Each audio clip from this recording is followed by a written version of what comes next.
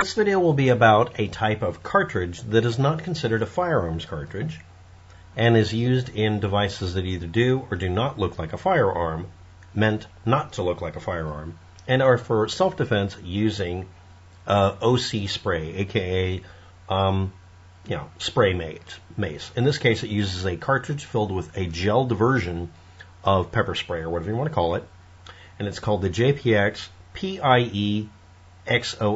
That could be Pison. I'm not sure how it's pronounced. This video will concern effectiveness of it, presumed effectiveness by axiomatic, how things ought to be versus reality, and what people are saying about it that I've been able to collect on it. It's been out for over 4 years or 5 years, so it might be a good time to look at this. And I'm going to bring up a simple thought. Can you reload this in any way? And could somebody reuse this or misappropriate the design of it to fire real firearms cartridges? And in case you're not aware of it, no, you shouldn't reload it. And yes, it could do that. And the reason nobody does it is because of money. Here we go. This is the cartridge diagram from a website called Municon. It's in a foreign language, but the language of love, numbers, is on the screen. The cartridge designation for the neck down point for the part we could call almost like the part that would be a bullet shows it being 56 caliber or .5614 inches. And the body of it, I guess we could call it the throat of it, if we were to call that the projectile. The body of the cartridge would be 56.5 caliber, or actually .565 inches, or 14.35 millimeters across. And it's a 4-inch long cartridge. Now, you can tell from the little button thing down here, by the way, that's a dome for a crimped blank, 9 millimeter approximately, that's used to propel it and power it. It's a powder-actuated sprayer. That's what it is. A lot like a powder-actuated nail gun works. This one uses the space within a metal tube to create gas pressure from here, pushing a piston, just like a lot of nail guns work. And instead of the piston hitting a nail, it pushes a fluid in here out through either a small nozzle or through a large opening to throw gel out. And then this neck down point to 0.56 inches almost, that's basically so the piston hits something and stops. If it's used repeatedly, because it's an aluminum case, this part will shear off and will become a projectile, so reloading it is prohibited, and should be, because it would compromise the integrity of the item. Some of the designs included this little button thing, which is a propulsive round converter for the same sort of size to maybe shoot, paintballs. I couldn't get any more information about it. This is all part of the munition and designation thing for the patent for it. That's what one of the sources says, apparently in Italian. Anyway, take all of that with a grain of salt. This here is the cartridge dimensions for the chamber it goes into. Next. It uses a blank cartridge stuck into a aluminum insert to do a couple of things, including provide a safety feature. This is the 4-barrel version. This is considered by most people to have, since it has a 4-shot capacity, more efficacy. Now this one has some differences between the next one you're going to see that's a break action. This is not a break action. You'll notice this line here. There's a metal wedge here that's handled by this little bar here when you pull it down to where this entire group of 4 barrels and cartridges comes off in one shot. That's one of the options that was available.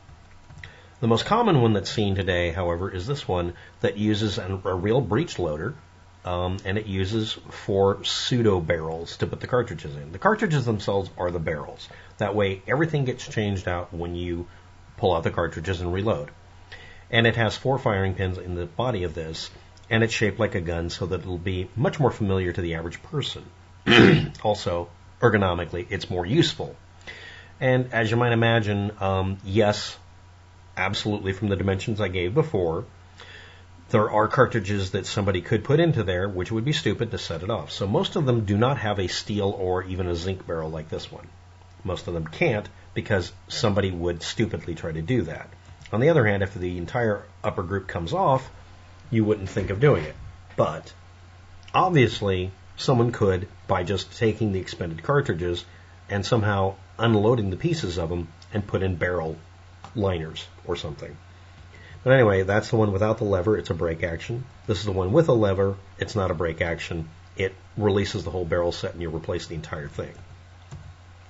This is the one that also uses the barrel release that slides it forward and releases it, and it's two barrels. And yes, it looks like a Duck Dodgers Eludium Plu explosive space modulator. And this is what it looks like when the parts are removed. And that's the metal bar that gets lifted up and down to lock these in place. And again, as you can see from the back here, it's essentially a couple of blanks that are used to drive something inside of a metal tube. This is the quote-unquote police version. It uses either steel, aluminum, zinc, or a combination of the parts, and it works like this. Now, in case you can't tell from this, this is not a conventional weapon. This is labeled cocking stick and cartridge ejector. I'm pretty sure it's just to eject the cartridges. This has 4 barrels, and this is listed as a cartridge unit, but actually, no, that's most likely just the pseudo barrels that are used to hold the cartridges. This is the locking slide. No, that's the catch to hold the barrels and the body shut. This is a brake action. This is listed as a buckle. This is the trigger unit. That's accurate. And that's the trigger. And over here, where you would think a trigger would be, that's actually a grip safety. And this is a lanyard ring. Let's look at it when it's opened. Yes, it's a brake action, but it breaks exactly upside down from what you would think.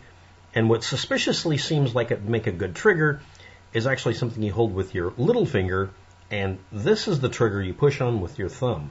It has 4 firing pins, 4 barrels, and those are cartridges that do the job of having integral barrels in the cartridges.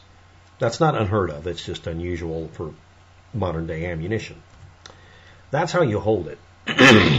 You're supposed to hold onto it with both hands, squeeze that little lever with one of your fingers, pinky or index finger, and then push on the trigger, that plunger, on this end, and that will fire it 4 times in a row. As you can tell, I think this is a dubious design. Now let's get to the cartridge. Now, the way it's designed and why you wouldn't want to reload it, let's review again. The firing pin hits the back here, which is a primer. This sets off a blank cartridge. In this case, it's probably a Packnell 9mm. They're usually found being used for self-defense weapons for firing paintballs or spray irritants and that sort of thing. It's inside of I'm going to call it a battery cup, although that's the wrong word, that has its own burst disc. Since you can't replace the burst disc unless you can completely disassemble this, you can't reload it even for that. This creates pressure that pushes on this plunger with its O-rings that pushes the fluid all the way out. And that pressure building up pops another burst disc at this end through this shaped nozzle to try to get it to hit something about the size of a basketball at 20 feet. And here we go with how it's assembled.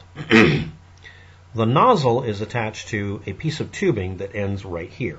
That's a clear-through piece of tubing. It's thicker down here as a nozzle, and then the rest of it is stretched to become a pseudo chamber.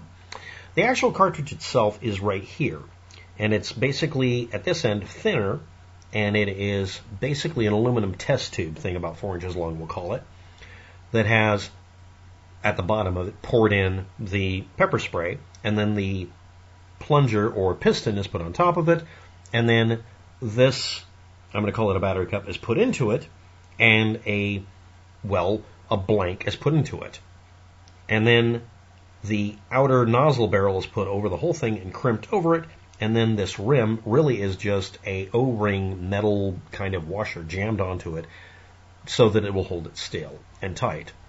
Unless you're going to drill the whole thing out and stick a .22 caliber rifle barrel liner in it or something, converting this to fire anything at all would be dumb, dangerous, and also probably against the rules in an individual city, county, or state, province, or country you're in.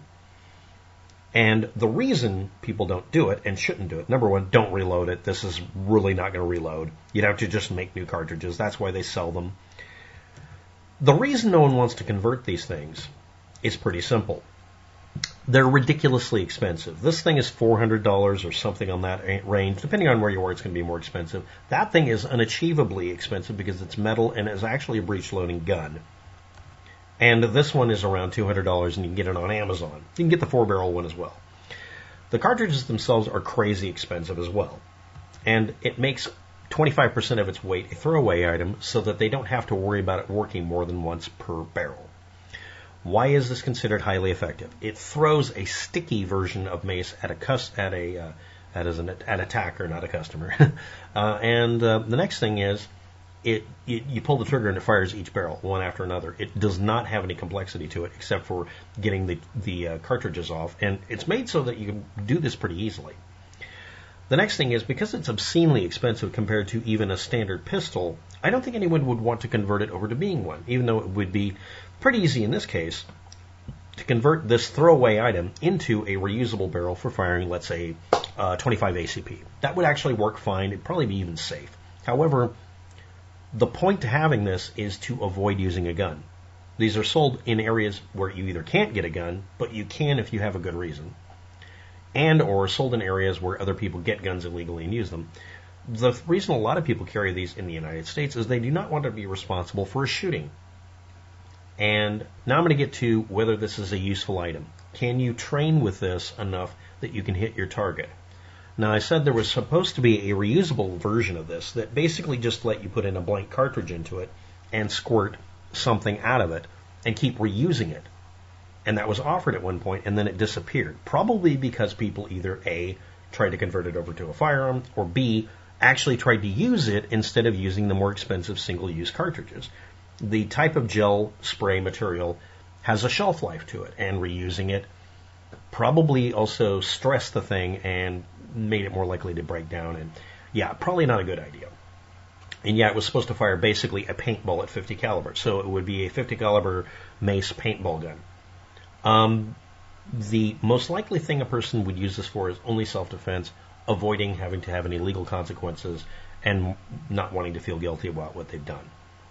Now, do I believe that you could train with this, actually fire it enough times in a year to get good at it? It's expensive. It's $10 a shot. I can't see this being useful to most people. However, I want to point out something. Most people buy a self-defense only weapon for only one reason, so they can feel less frightened. They have no intention of ever using it. Again, I'm going to quote my own experience. I've never had an experience in my life that would have been solved by having anything even remotely like a firearm, really, except for using a slingshot once to defend myself against an animal and once against a person, and a few other incidents which I'm not going to go to in the video, but really, at no time, if I ever had a gun, did it really improve things. And this may or may not. Running away, if you can do it, is usually much more effective. And finally, last part. A, can you reload these cartridges? Absolutely not. I don't think so. If you could find an original version, an OG version of this, the cartridges may or may not have been reloadable, but I can't find any evidence of it anymore. Just people talking about it. Next, do I believe this would be effective? According to people who've actually used it, and that's all I've got to work with, they said it was. Okay, I'm not going to deny that. Next, do I believe people would convert this over to a firearm if they could? It's more expensive than your cheapest gun on the market that's more effective. So I don't think so. Do I think that it would be useful to look at this design and copy it? No, because this is basically a scaled up version of the COP pepper box gun that had 4 barrels and fired 38 calibers or something. I don't see a reason to duplicate it. Next, did anybody ask me about this? No, but I saw people musing about trying to reload them because they're so expensive. The whole point of making it expensive was to make it to where people thought twice about firing it, and also so that it would be able to prohibit people from getting it as a cheap item to go attack people. Anyway, that's all I've got for it. I was happy to find a website that had the cartridge information, and I was able to look up that it's a piston-driven captive piston system. Thanks for watching. Have a good day. Good luck.